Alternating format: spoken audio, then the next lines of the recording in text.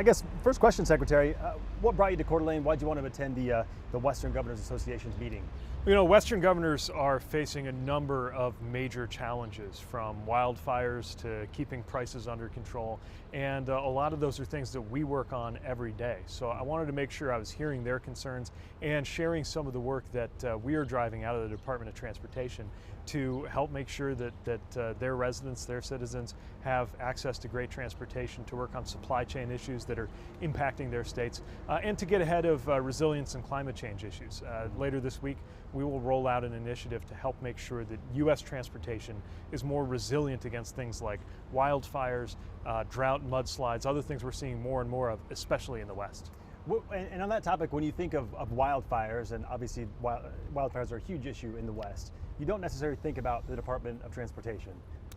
Yeah. I guess, how does that work? So the reason it all connects is that issues like wildfires, mudslides, droughts and floods impact our transportation infrastructure. We've seen it everywhere from Oregon, where they had to shut down transit because of extreme heat, to Colorado, where a wildfire followed by a flood led to a mudslide that took I-70 completely out of action for several days. A vital part of our supply chains, and of course important for people to be able to get in and out of where they need to be. You know, recently we saw the weather impacts in Yellowstone impacting several states, and we know there's more where this came from. So what we're doing is thinking about resilience instead of just putting things back the way they were. If you've got a road that's getting washed out by extreme weather events every year or two, should we really be rebuilding it the exact same way? Or can we design it in a smarter, better way so that it's more robust with all of the problems that are coming our way? And on that topic of infrastructure, the infrastructure bill that was signed into law, I guess, last year, what can everyday folks who live in Washington and Idaho expect as a result of that funding that's coming to both states now? So the great thing about this infrastructure plan is it's going to benefit everybody. You're going to see better roads, you're going to see better bridges, you're going to see better transit. A big part of it is airports. In fact, right here in Spokane, we're funding $11 million in terminal upgrades because we know that there are going to be more passengers, more demand, and so we've got to support the ability to move more passengers and planes through efficiently. We're doing the same thing in Pullman, Missoula, places that actually need entire new terminals and have needed that for a long time. Haven't been able to do it because they didn't have the money. Now, with President Biden's package, we're actually getting it done. Yeah. This is a bit redundant, so I'm going to go backwards to the initial meeting, but I'm just curious your message to the governors at the meeting in Coeur d'Alene. Well, my main message is about partnership. Look, we don't agree on everything, but I sat down today with Republican and Democratic governors who are interested in ways to make sure that that they can have better roads and bridges and airports and all of the other things that we work on. One of the things I love about transportation is it's just about the least partisan area of domestic policy that we have left. Again, we don't agree on everything, but so many things that are really affecting people, no matter whether you're red, blue, in between, or none of the above, go through transportation. And my job is to make sure that people have the best, safest, cleanest ways of getting around, and that goods are moving efficiently too. Yeah. Was there a common thread or maybe a common area of concern that you heard from governors at the meeting?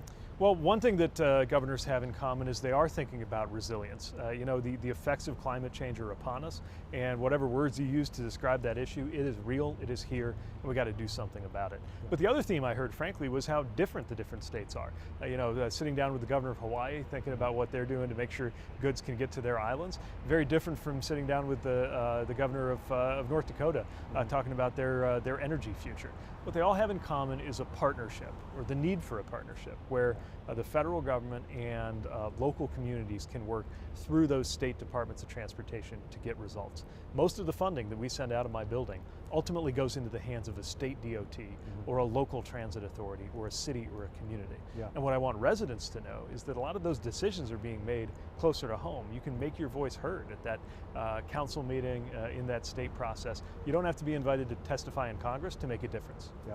I'll ask you kind of a question about a specific project to Spokane that everyone knows about in this area. It's called the North-South Corridor or North-South Freeway. Spokane's the second largest city in Washington. We don't have a quick or efficient way to get north to south in this town, though. It takes like an hour to get one end to the other. They've been working on the North-South Corridor for almost 30 years, and it's still another 10 years out before it's going to be completed. Your message to folks in this area when it comes to projects like that just seem to never get completed? Look, one of the most important things we can do is make it more efficient to get around, to get to where you need to be. Yeah.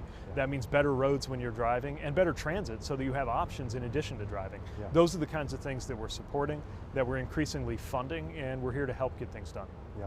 I have one more question.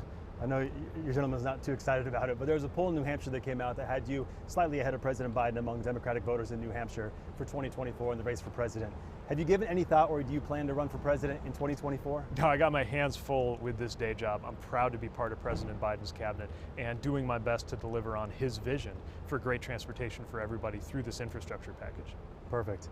Off to Utah next. That's right, yeah, we'll be headed to Salt Lake. They're doing a lot of great work there, and we'll be rolling out that resilience program that's going to make a difference across the country, but especially here in the West.